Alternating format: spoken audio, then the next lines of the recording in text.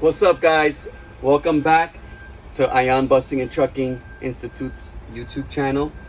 And today we're going to do the Incab inspection with this stick shift manual school bus.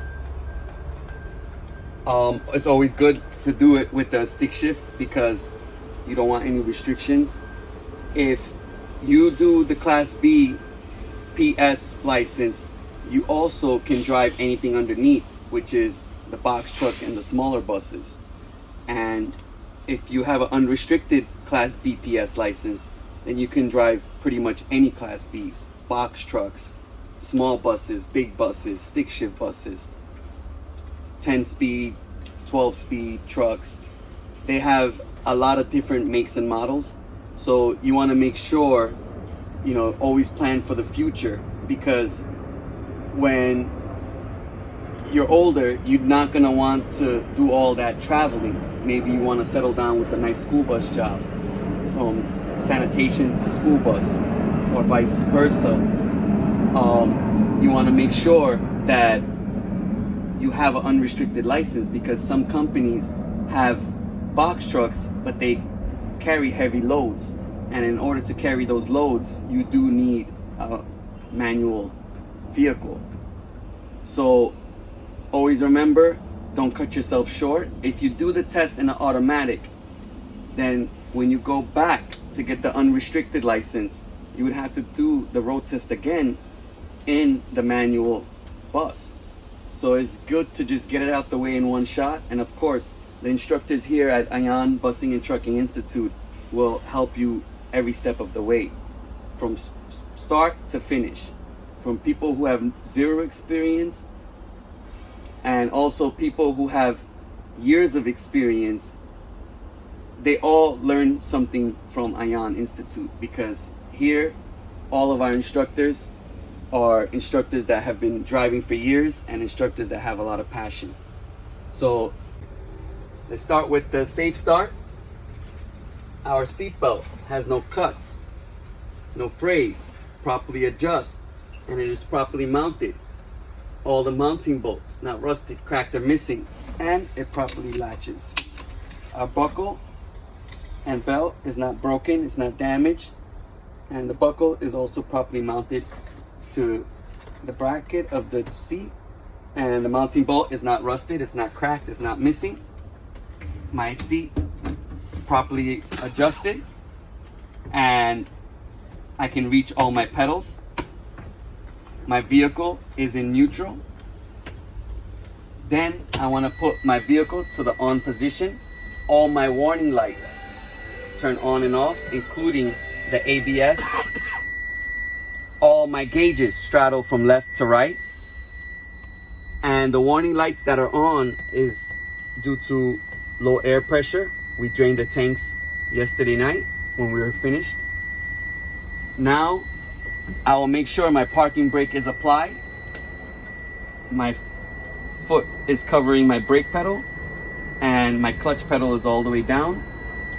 Examiner, it is safe to start this vehicle. Now, once your air pressure builds up and it is fully charged, we will hear the governor cutoff. After we hear the governor cutoff, the first thing we want to do is pick up our wigwag.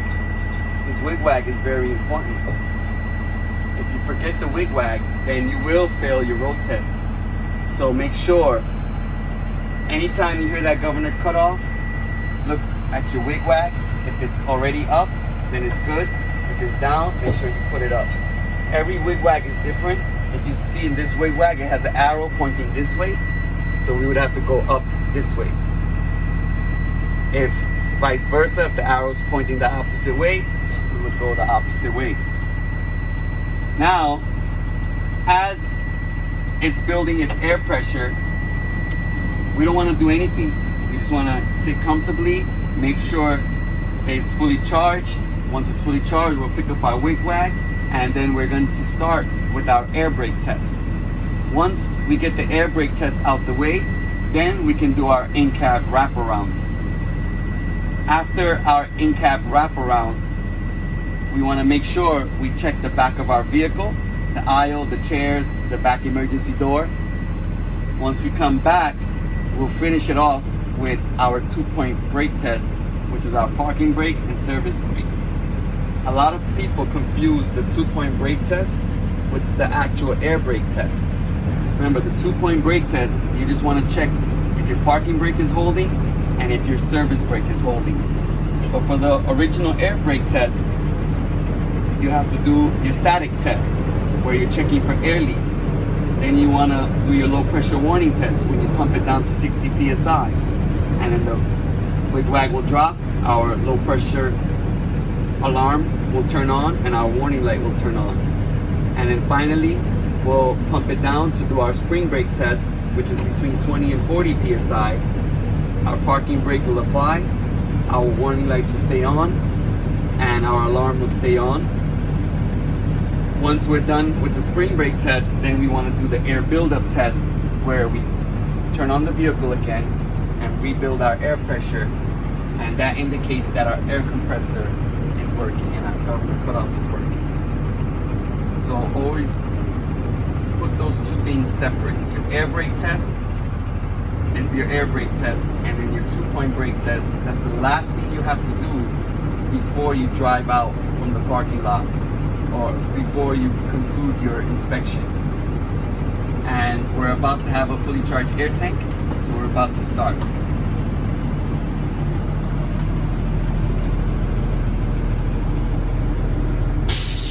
All right, examiner, I have a fully charged air tank.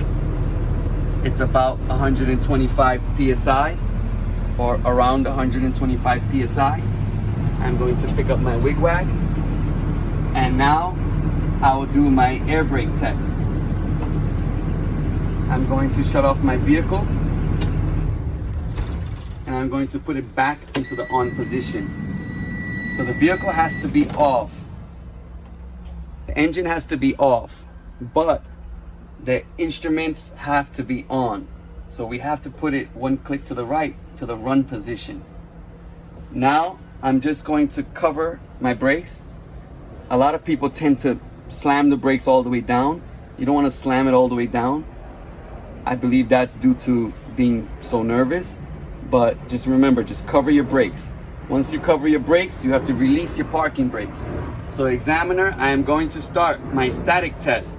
I'm going to check for air leaks. I'm covering my service brake and I'm going to release my parking brake. My vehicle is in neutral. In New York City, you cannot put it into any gears. If you put it into any gears, you automatically fail the road test. Examiner, I had an initial drop about 20 psi. I'm currently around 105 psi. And now I will mark my timer for 1 minute. Within 1 minute, we should not lose more than 3 psi. Time starts now. So always make sure you tell them when the time starts. Now, once you start the timer, you do not want to rush it. You want to wait the whole 60 seconds. While you're waiting, you want to check your air gauges. Make sure it's not dropping and make sure it doesn't go up. So if the needles are dropping, that means the vehicle has an air leak, which I explained on our earlier video with this buzz on the outside. These vehicles can tend to have issues almost every other day. It depends on how you use them, and the wear and tear would happen at any moment. So if it tends to drop, then you just tell them, examiner, I have some air leaks and we have to report it to maintenance. If it builds up, then that means you left your engine on. If you leave your engine on, then you cannot really test this system because your air would build up again. Your air compressor would shoot all the air into the system and there's no way to test for leaks. So make sure if it goes up or down, you have to say something. You have to tell the examiner, hey, my air gauges are going back up. I did something wrong. I left my engine on. I'm going to reapply my parking brakes and restart the vehicle and rebuild my air gauges to restart the whole air brake test. And if it stays steady like how it is now, then you're in good shape. We're about to hit 1 minute. Both my air gauges are steady. They're still at 105 psi. So far we are in good shape. All right, 1 minute is up. My static test is working. I have no air loss. I'm still around 105 psi. My air pressure is holding properly, and we didn't lose any psi. Next, I'm going to start my low pressure warning test. Our low pressure warning test, we're gonna pump it down to 60 psi, and our wig-wag should drop, and our warning light should turn on. All right, exactly at 60 psi, our warning lights turned on, our wig-wag has dropped, and our alarm is on. Our low pressure warning test is working. Next, I want to test my spring brake test. Between 20 and 40 psi, my parking brake will apply, and our warning lights will stay on and our alarm will stay on. So let's look here. All right, it has applied. My parking brake has applied around 25 psi. My alarm stayed on, my warning light stayed on, my spring brake test is working. Now I will do my air buildup test. I'm going to make sure my parking brake is applied, vehicle's in neutral, clutch is all the way down, foot is covering the service brake, and it is safe to start the vehicle again. So, once my air pressure rises, that indicates that my air buildup test is working, my air governor is working, and my air compressor is working. So while we're doing the Incab wraparound, we have to put some attention towards this, because once that cuts off, we want to indicate that our air buildup test is working. So for the in-cab inspection, I always like to start with my steering wheel. My steering wheel, on a 20-inch wheel, I should not have no more than 10 degrees of play. My city horn is working. My left indicator is working. My right indicator is working. My four-way flasher indicator is working. My high beam indicator, we have to turn on our headlights, and then our high beam indicator is working. My windshield wipers are working. My windshield washer is working. There's no streaks on the windshield, and the bracket has proper contact to the windshield. Next, I want to start with my windshield itself. My windshield is clean, not cracked, no illegal stickers, and it is properly mounted and secure to the inside of the bus, and there's no visible leaks on the seams, and all the mounting bolts, not rusty, cracked, or missing.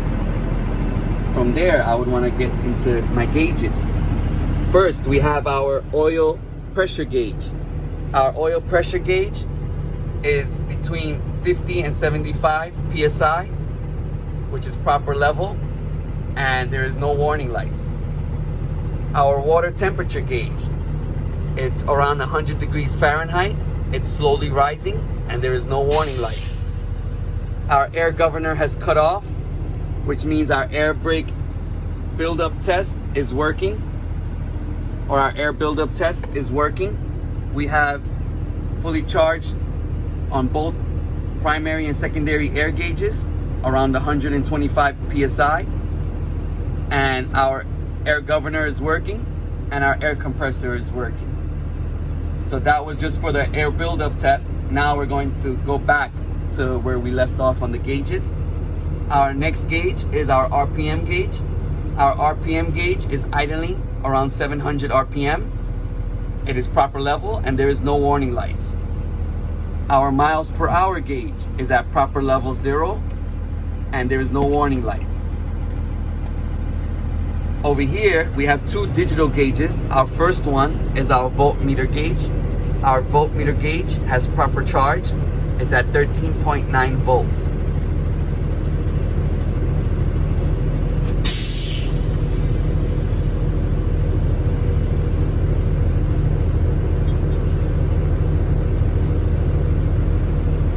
Next,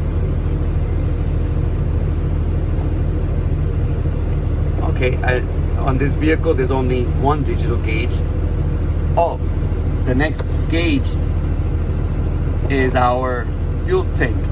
Our fuel gauge, as long as it's more than a quarter tank, is considered proper level with no warning lights. We have our primary and secondary air gauge. Our primary and secondary air gauge is fully charged around 125 psi, and we heard the governor cut off already, and there's no warning lights. Next, we want to check our vents. So I would go to our defroster. Our defroster is working, top and bottom. Driver vent top is working. Bottom is working.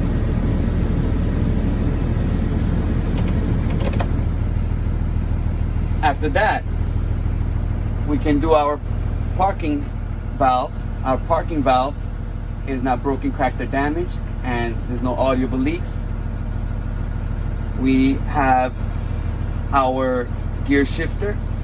Our gear shifter is not broken, cracked, or damaged, and it is properly mounted and secure.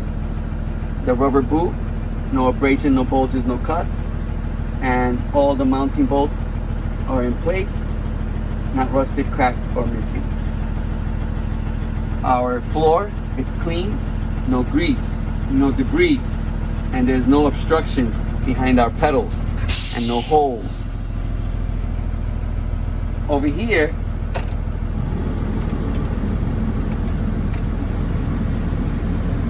we have all our instrument lights and all our panel switches that we have to go through one by one. So up top we have our mirror switches for both left and right mirrors. Both switches are not broken, cracked, or damaged, and it should work properly. The mirrors are adjusted to my view from the inside. Next, our door opens and closes properly.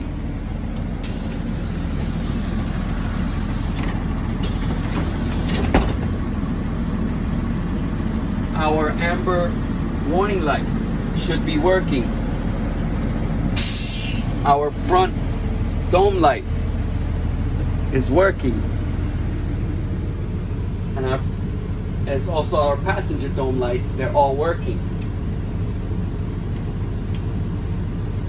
Next, my driver dome light, it's working.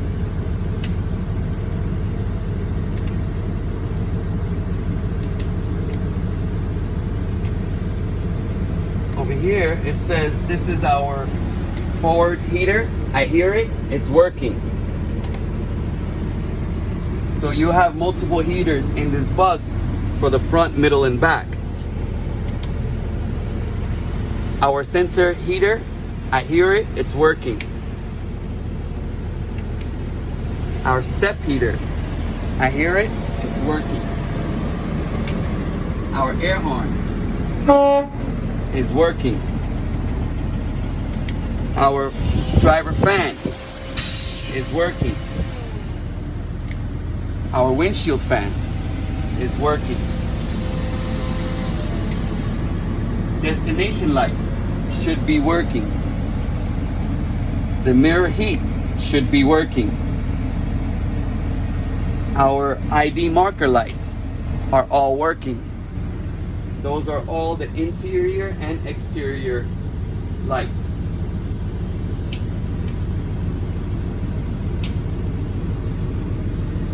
And our speaker should be working. You can test it if you want, but in the road test is not really required.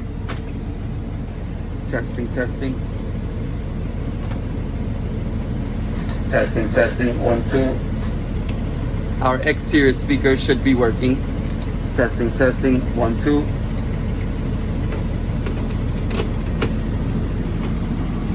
This most people use when there's things going on in the back or before a railroad crossing, but like I said, in the road test is not so important.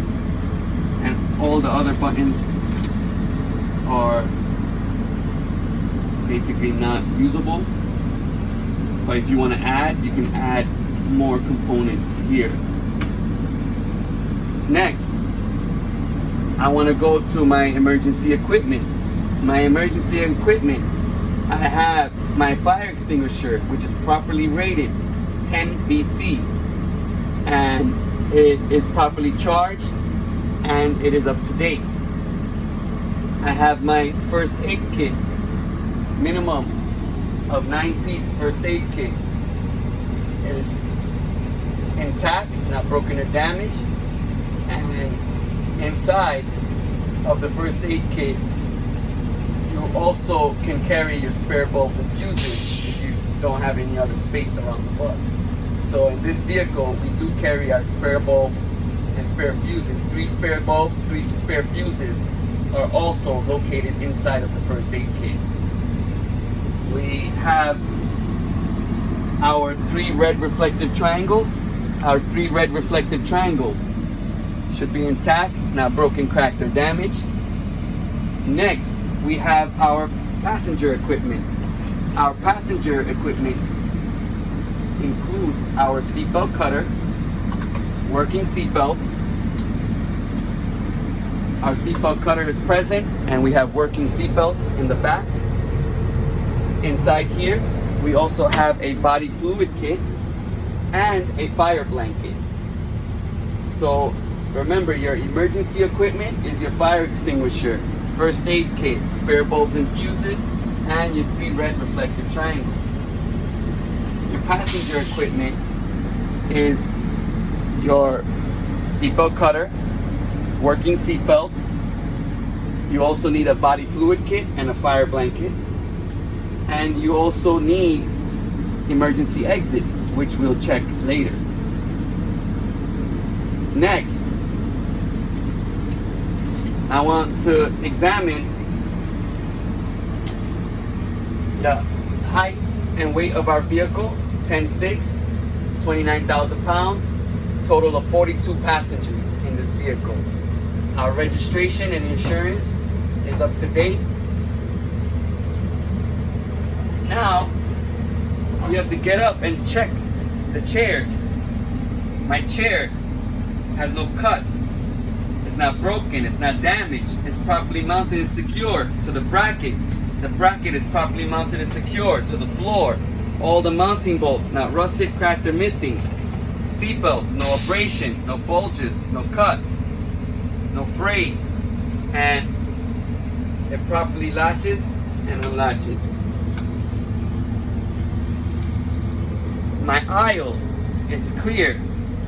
No grease, no debris, no obstructions, and there's no holes. Now, as you're checking your seats, you want to make sure you look under and around for any sleeping passengers or sleeping children. My seats are not broken, they're not damaged, there's no cuts, properly mounted to the bracket. The bracket is not broken, it's not cracked, it's not damaged. All the seat belts have no cuts, no frays, and it properly latches and unlatches.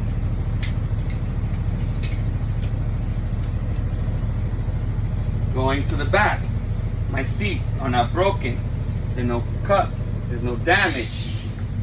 All the seat belts, no cuts, no frays, properly latches and unlatches. And all the seats are properly mounted to the brackets. The brackets are not broken, it's not cracked, it's not damaged. All the mounting bolts not rusted, cracked, or missing. Now, once you get to the back, you want to make sure you check for any oncoming traffic or any obstructions before you open this back door. So I don't see any oncoming traffic and there's no obstruction blocking the door. I will open my back door. My back door opens and closes properly.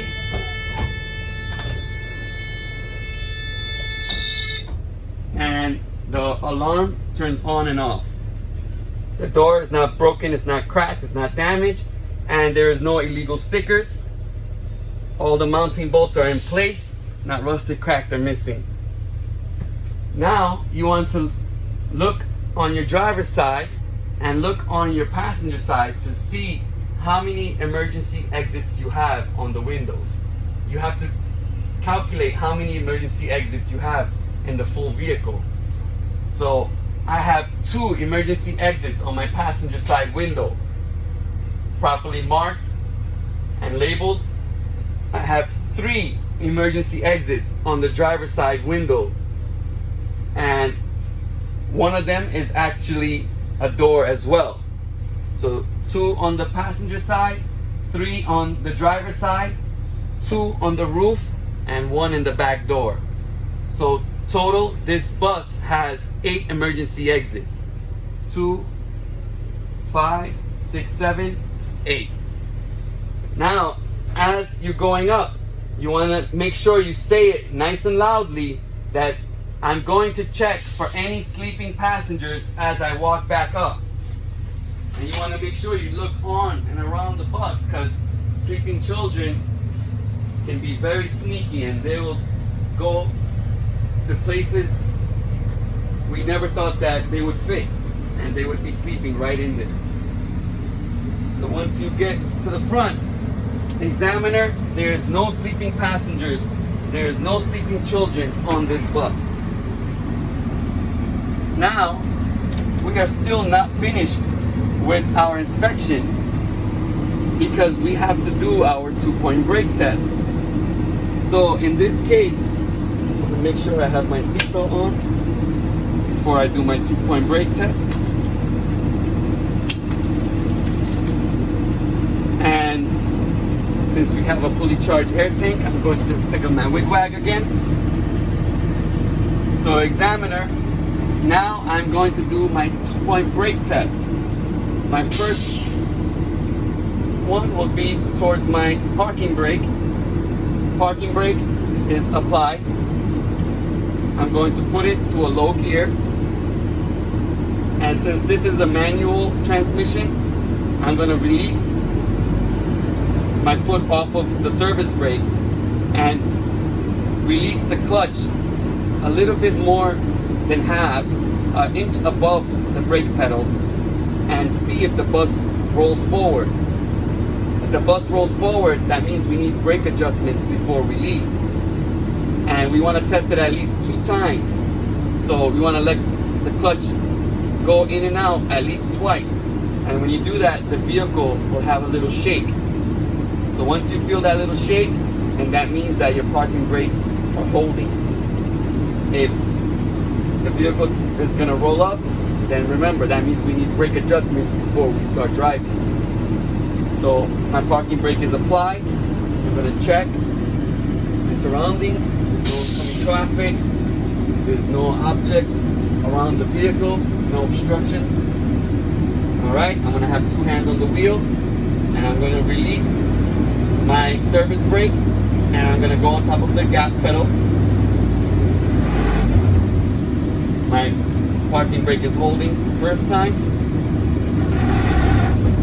That's all you need. Just that little shake and push it back down. My parking brake is holding the second time. Now, if you have an automatic, then just make sure you hit the gas at least 2 times to check and make sure that the parking brakes are holding. Now, I'll leave it into the low gear. I'll release my parking brake. And now I'm going to test to see if my service brakes are holding by moving up 15 feet at 5 miles an hour. I'm going to check around my vehicle, make sure it's safe to go. No obstructions, no traffic. Alright, safe to go. I'm going to move up 15 feet at 5 miles per hour.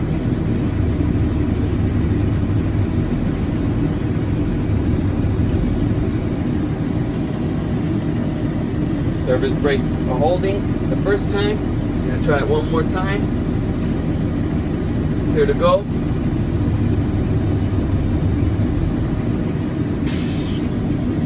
Service brakes are holding properly. Now I'm gonna shift it to neutral, apply my parking brake, and rebuild up my air pressure until it's fully charged. So when you're doing these two tests, your brake pressure would drop down to around 90, below 100, and which is not safe to operate. Always want to make sure you rebuild it up and you hear the governor cut off before you start leaving. And also, I wanted to mention, on my service brake test, once the vehicle stopped, the brake pedal did not push or pull. My steering wheel did not push or pull. If your brake pedal or your steering wheel pushes and pulls once you stop, then that means you have an issue with your low tire pressure, uneven load, or suspension system. And we'll check all three if that ever happens. Now, examiner, we are finished with the full in-cab inspection. We did our air brake test, we checked the back, we did our 2-point brake test. We are good to go and hit the road. Thank you for watching again, and we'll put up more videos next time. Just let us know what you want to see in these videos. Do you want to see the parking? Do you want to see the driving? Anything you want to see, you have to let us know in our comments, and we will shoot the next video depending on what the public wants to see. So it's all up to you guys. You want the next video? Make sure you like, comment, and share, and make sure they like, comment, and share too. And then we'll get all the requests in, and we'll get you guys the next video. Thank you again for watching. Have a great day.